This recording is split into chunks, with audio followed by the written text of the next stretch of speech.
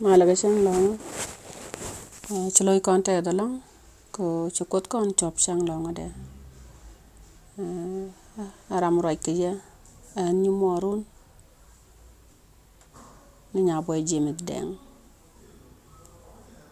charo da mat ye ko bu ko roi ni ko bu kon ka nyakel ni janda kon jak ajen ni jamba ka len ka sabas skolan ka bogdan bog jashwa abong mo galong ngi ta da lo ajalong ngi kon career to go ka nyu da kon lang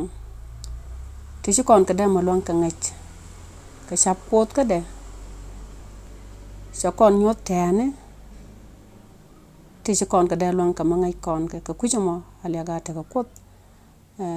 ajen ngi chang dar ka chang longo tay da ni algo mo cha ta no gon ter mutakel kanat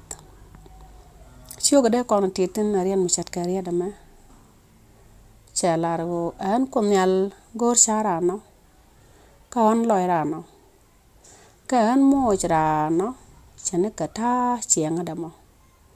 ka chane ka ta pelka lanike da kon jaka jarmaya cho wal baro badwal chana pal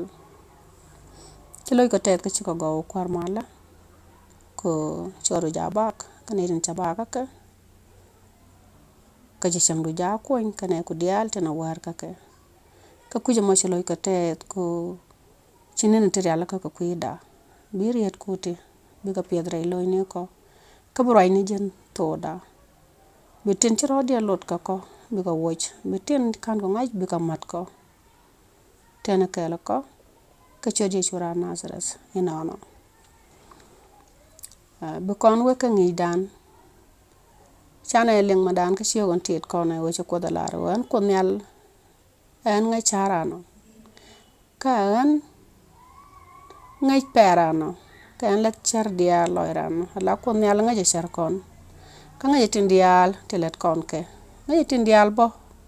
tin tiei kon ke ka ngai tin dial to ngor kon ke akan kon na tiech ka kuje mo de kon war le ga ta ka kot mi je kon ka far graban nam dia na me ka ja sho baro de dundo ko ne yo a jana shaden nam ame baj mi se na jak ka ci jizruel bes ma da roj ngaitin kana lo da mendit ko lungwana tin chala tre ma da roj no ngana tim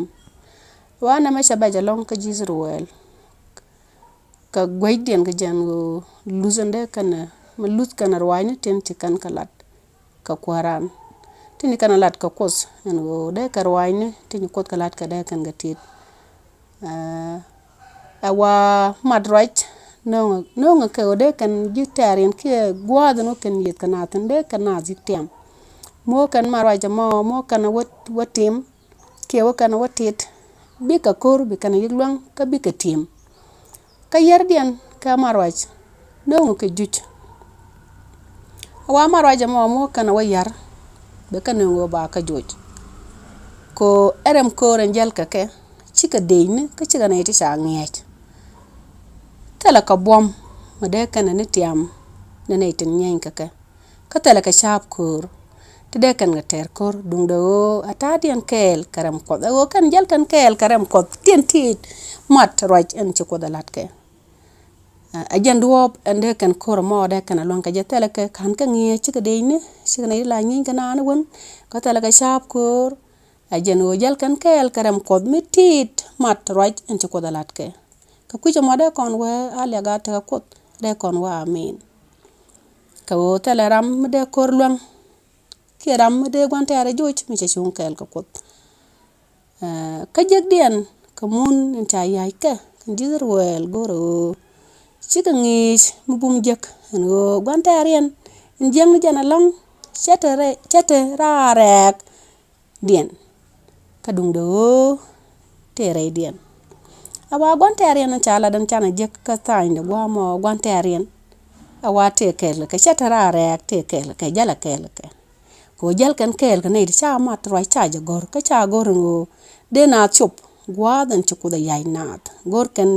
ne let ken ten ta kan tin wan gwadan chen kan tin rai wajan chen kan tin chicken marwaj chicken nok dung no ko jal kan karam mitit marwaj ajan do ban bi kula chup ka ja ke jan do ban bi ka wotim ka ja aware gan tin yam dien ci reg mi cha test kamun aje kainan kie sharp tente re mente kerem ko rien kadung do bom wat ni nene tente re ak dien te lo karwaj inci kwer no ko dalat anduop an balong ne ko me o ne tente re kainan e o kan tela marwaj bo let kan sharp ti shrodien lot waiken ka marwaj kosbo awa re ak dien en ba ko mo ba long tin ken ga ne ti bom ka ken bo we dien bo cha rek mita kal mi sha de ma long da ko ne ti jal kan ka marwaj kot ajan duop en bi ka reg mo bi kana yik daka jaka bi kana kanala re dien gen kana tet kamun reg mi sha tet ka kwak bom dung da ko ci jika kan garo yalla ka si bom ko dan jal ka jizir wel ji chuje man ci ka chuytin ka gorien ka mundien ci kwar no kos ala da jojen go bi yi ci bo munen ca goke ke ka dialtin jel kana ray bejare chuja ne ka gwade ne amala kona kuen ka ngije ci dot jok ci kan jal re dom bej ko ci damanda ne jashwa ci gumma da right no ba nay ti tet kana ti jizrol ba ka chwap gwat en ci ko da ala ka ku dien mo ko no ngre te ka dan awaliab dan ka min chare ala ka ku dan niam de ko no Peter en kelen ci ko kel ban ngwan awaje kon ti bej ti chene ke ni ga ti tibo gwat en chung kon ka kes mo en cha yach ibana wotin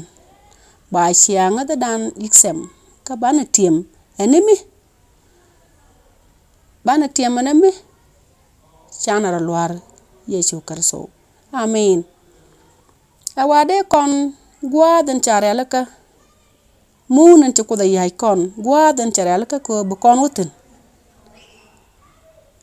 awa ban ti bej ti chene ka ti chaje ka ga disr welti ban ka yik jeg ba ban rik ti wan ban ka yik jeg ka ba ngadan ku kwer no ko be yik sem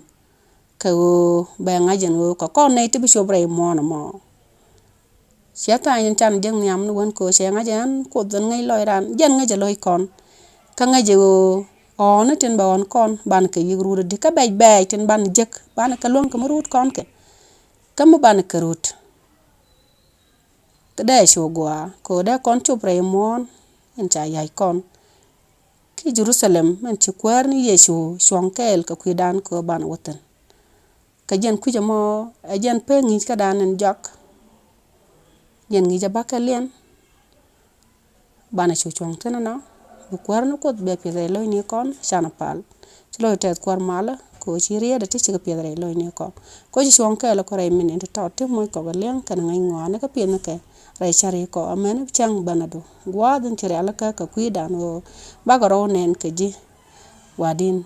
ka lepta ka bendo kwerni Yesu ted loy ko long ko ngai ko jen go ci gwat yak